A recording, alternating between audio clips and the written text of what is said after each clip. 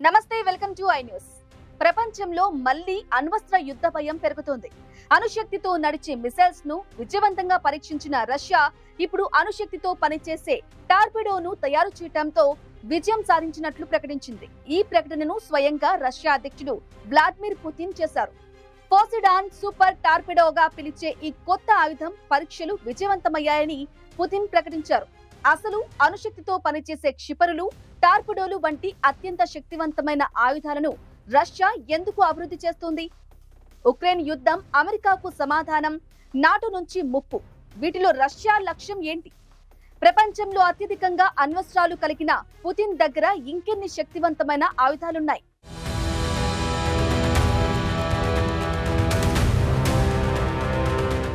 Russia పేరు ఎప్పుడూ అమెరికాతో పాటు ఒక మహాశక్తిగా వినిపిస్తుంది.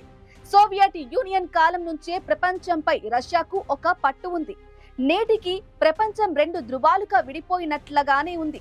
ఒకటి రష్యా, మరొకటి అమెరికా. ఈ ప్రపంచ ఆధిపత్యాన్ని తన పట్టును నిలుపుకోవడానికి రష్యా తన రక్షణ శక్తిని నిరంతరం పెంచుకుంటుంది.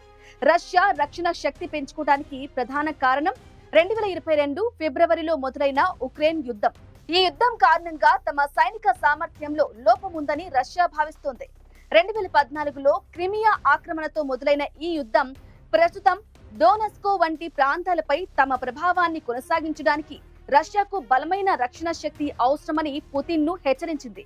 రష్యా అమెరికాల మధ్య ఎప్పుడూ 36 అంకెలాగే విభేదాలు కొనసాగుతుంటాయి. ఒకరినొకరు కించపరచుకోవడానికి కొత్త వ్యూహాలను రూపొందించుకోవడంతో పాటు ఆయుధాల పోటీలోనూ ముందుంటారు. అక్టోబర్ 21న రష్యా అణుశక్తితో పనిచేసే బురేవెస్టనిక్ క్రూయిజ్ క్షిపణిని విజయవంతంగా పరీక్షించినప్పుడు అమెరికా అధ్యక్షుడు డొనాల్డ్ ట్రంప్ పుతిన్ ఈ పరీక్షలపై కాకుండా ఉక్రెయిన్ యుద్ధాన్ని ఆపడంపై దృష్టి పెట్టాలి అని ఎద్దేవా చేశారు. ఇలాంటి ఘాటైన ఆయుధాల పరీక్షల ద్వారా అమెరికా, ఇతర పశ్చిమ దేశాలకు రష్యా ఒక స్పష్టమైన సందేశం పంపుతుంది. ఉక్రెయిన్ యుద్ధం ముగించడానికి తాను ఎవరి ఒత్తిడికి లొంగేది లేదని, ఉక్రెయిన్ నాటో సభ్యత్వం తీసుకోవడానికి ప్రయత్నించడమే రష్యా ఉక్రెయిన్ యుద్ధానికి మరో ముఖ్య కారణం. ఉక్రెయిన్ నాటోలో చేరితే ఆ యుద్ధం నాటో వర్సెస్ రష్యాగా మారి అది రష్యాకు చాలా ప్రమాదకరంగా మారుతుంది. అందుకే 2022లో పుతిన్ తమ శక్తి గురించి పశ్చిమ దేశాలను హెచ్చరించారు. ఈ నాటో ముప్పును దృష్టిలో ఉంచుకునే రష్యా తన శక్తిని పెంచుకుంటుంది. ఆధునిక ఆయుధాల కోసం ప్రపంచ దేశాల మధ్య విపరీతమైన పోటీ ఉంది. రష్యా ఈ పరిస్థితిని ఉపయోగించుకోవాలని చూస్తుంది.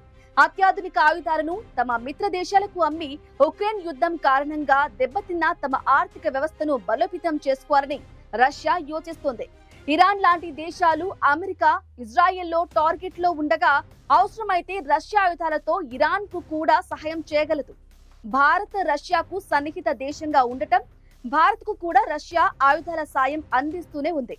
రష్యా వద్ద ప్రపంచంలోనే అత్యంత విధ్వంసకరమైన అణు ఆయుధాలు అత్యధిక సంఖ్యలో ఉన్నాయి. ఒక నివేదిక ప్రకారం 2022 నాటికి రష్యా వద్ద 5977 అణ్వస్త్రాలు ఉన్నాయి. ఇది అమెరికా, ఫ్రాన్స్, బ్రిటన్ల మొత్తం అణ్వస్త్రాల సంఖ్య కంటే కూడా ఎక్కువ. వీటిలో కొన్ని క్షిపణుల ద్వారా ఒక నిర్దిష్ట ప్రాంతాన్ని లక్ష్యంగా చేసుకునే చిన్న టాక్టికల్ అణ్వస్త్రాలు కూడా ఉన్నాయి. ఇప్పుడు పోసిడాన్ టార్పిడో కూడా ఆయుధాల జాబితాలో చేరింది. ఇది నీటి అడుగున 10,000 కిలోమీటర్ల దూరంలో ప్రయాణించగలదు.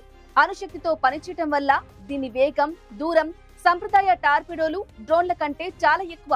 ఇది రష్యా, శత్రు దేశాల యుద్ధ నౌకలు, జలంతర్గాములకు యమగండం కానుంది. ఇటీవల రష్యా పరీక్షించిన బురేవెస్టనిక్ క్రూయిజ్ క్షిపణి ప్రపంచంలో ఎక్కడైనా అణుదాడి చేయగలదు. ఇది చాలా తక్కువ ఎత్తులో ప్రయాణించడం, తన మార్గాన్ని తరచుగా మార్చుకోవడం వల్ల ఈ క్షిపణిని పసిగట్టడం దాదాపు అసాధ్యం. రష్యా ఉక్రెయిన్ యుద్ధ సమయంలోని ఒకేసారి అనేక అణుబాంబులతో దాడి చేయగల ఖండాంతర బాలిస్టిక్ క్షిపణి అయిన సర్మాట్ ను కూడా తయారు చేసింది. పుతిన్ ప్రకటన ప్రకారం ప్రపంచంలో మరే దేశం వద్ద కూడా ఇటువంటి క్షిపణి లేదు. అంతేకాక రష్యా వద్ద ప్రపంచంలోనే అత్యధిక పరిధి గల హైపర్సోనిక్ క్షిపణులు కూడా ఉన్నాయి. రష్యా వద్ద 13,000 కంటే ఎక్కువ ట్యాంకులు, 3,000కు పైగా ఫైటర్ జెట్లు, 1,700 కంటే ఎక్కువ సైనిక హెలికాప్టర్లు, 600 కంటే ఎక్కువ యుద్ధ నౌకలు, జలంతర్గాములు ఉన్నాయి. వీటిలో అణుశక్తితో పనిచేసే అణు ఆయుధాలతో దాడి చేయగల జలంతర్గాములు కూడా ఉన్నాయి. రష్యా ఈ ఆయుధాలతో ప్రపంచంలో తన స్థానాన్ని మరింత పదిలం చేసుకుంటుంది.